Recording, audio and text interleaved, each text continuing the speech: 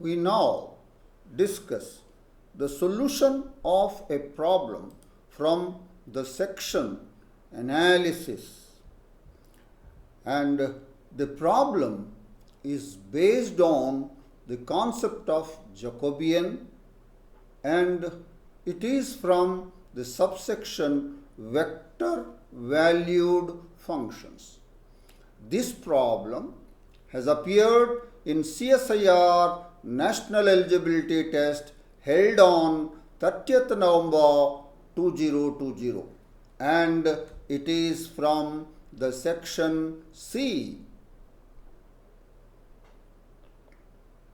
The problem is, let f of x comma y is equal to the ordered pair u of x comma y comma v of x comma y, and it is a function from r square to r square and is a differentiable function. Let A denote the matrix of the derivative of f at the origin with respect to the standard basis of r square. Assume f of y comma minus x is equal to the ordered pair v of x comma y comma minus u of x comma y for all ordered pairs x comma y belongs to r square. Then which of the following statements are possibly true? Options. The four options are given. Option 1, the 2 by 2 matrix capital A is equal to 1 0 0 1. Option 2, A is equal to the 2 by 2 matrix 0 minus 1 1 0. Option 3, the 2 by 2 matrix capital A is equal to 1 2 minus 1 minus 2. Option 4, the 2 by 2 matrix capital A is equal to 2 1 minus 1 2. Let's now discuss the solution of the problem in detail, and that's our problem. Solution.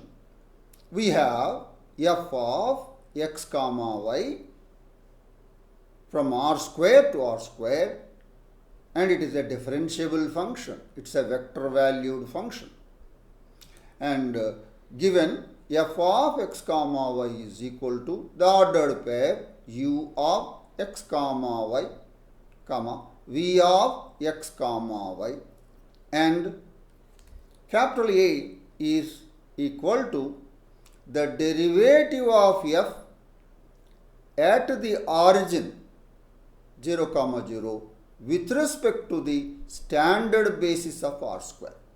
So capital A denotes the matrix of the derivative of f. It's a matrix, and that is the derivative of f at the origin 0 comma 0 with respect to the standard basis of r square.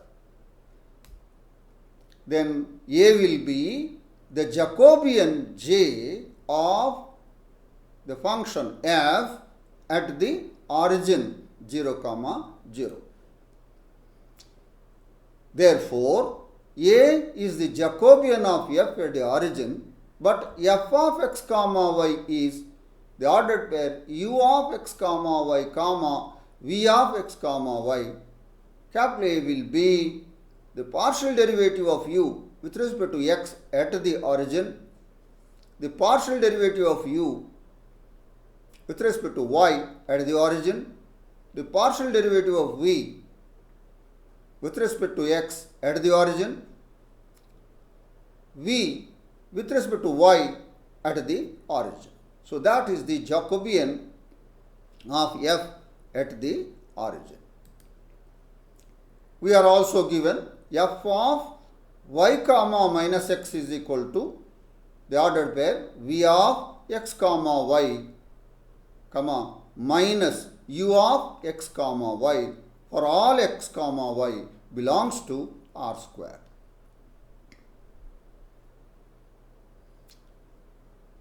we have for all x comma y belongs to R square, f of x comma y is given to be the ordered pair u of x comma y comma v of x comma y, call it as the equation 1.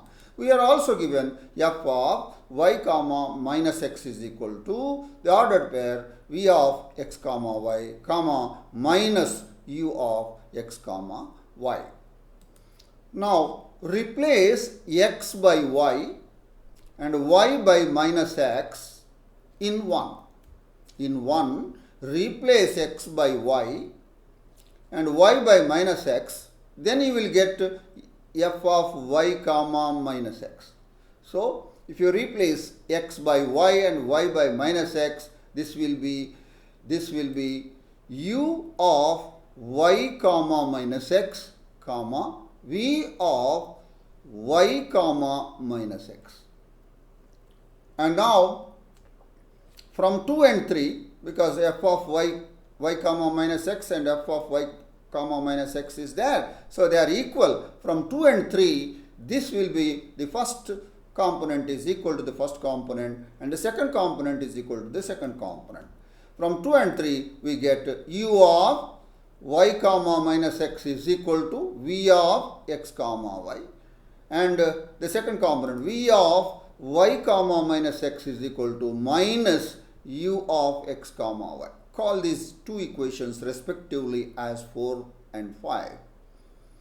Now put x is equal to y is equal to 0 in 4 and 5, and that will be the fourth equation will be u of 0 comma 0 is equal to v of 0 comma 0, and v of 0 comma 0 is equal to minus u of 0 comma 0, and that will be u of 0 comma 0 is equal to minus u of 0 comma 0. That will give you 2 times u of 0 comma 0 is equal to 0. That will give you u of 0 comma 0 is equal to 0, and thereby they are all equal to 0.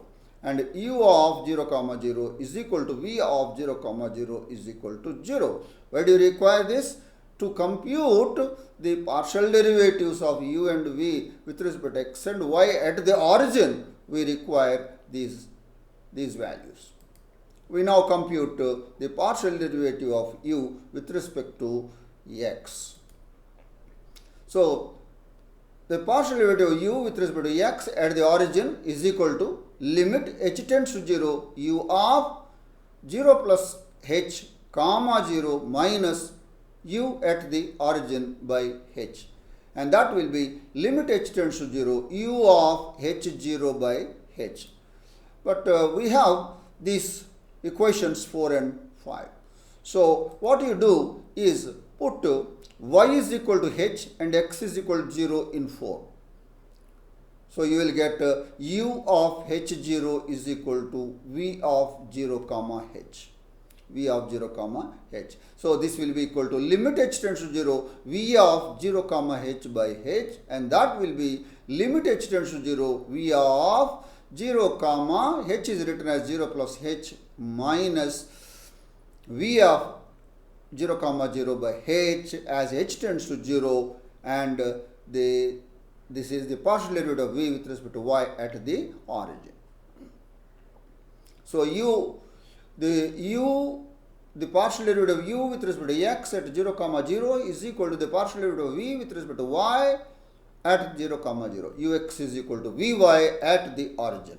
Thus this happens, and the matrix A will be, and ux at origin is equal to vy at origin, and they are equal. So that means the diagonal entries are equal.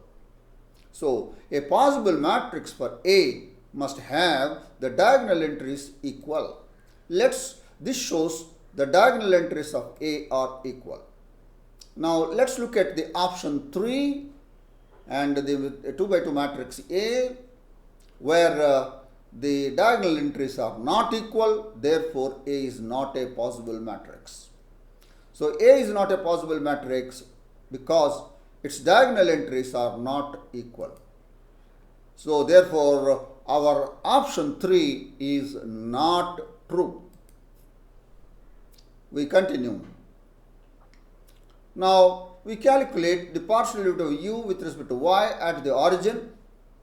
That will be limit k tends to 0, u of 0 comma 0 plus k minus u at origin by k, and that will be limit k tends to 0, it's not h, k tends to 0, u of 0 comma k by k. And let's look at the options 4 and 5. And in 5, put x is equal to 0 and y is equal to k.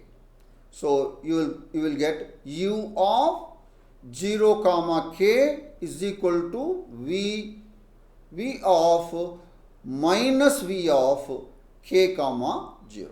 Minus, this is because of this is minus. So limit k tends to 0 minus v at k comma 0 by k, and that will be equal to minus limit k tends to 0 v of 0 plus k comma 0 minus v of 0 comma 0 by k, and that is equal to minus vx at 0 comma 0. So in all these things, this is k, this is not h, and thus uy at origin is equal to minus vx at the origin. So ux is equal to vy and uy is equal to minus vx at the origin, and they are looking like they are Cauchy-Riemann equations. So the matrix A will now become the off diagonal entries are equal in magnitude but opposite in sign. So let's look at the options 1, 2 and 4. And in this, the diagonal entries are equal, correct? And the off diagonal entries are equal and opposite in sign. So the matrices given in these options 1, 2 and 4 are possible matrices since their diagonal entries are equal and the off diagonal entries are equal in magnitude but opposite in sign, and hence they are the possible matrices. Therefore, our answer is options 1, 2 and 4 are true. That is the discussion of an interesting problem from the section analysis, and it is from the subsection vector valued functions, and the problem is based on the Jacobian. I hope that you have understood the solution of this problem and go on working out some more problems on these lines. I wish you all the best. Thank you.